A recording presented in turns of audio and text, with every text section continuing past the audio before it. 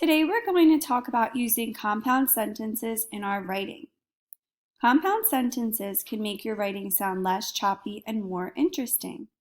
Try joining shorter sentences into compound sentences when you write. This will make your writing smoother. The first passage is short, choppy sentences. Let's listen to how they sound. I spent a week on Ben's farm. I had a good time. I fed chickens. I collected their eggs. I could have ridden on a tractor. I rode a horse instead.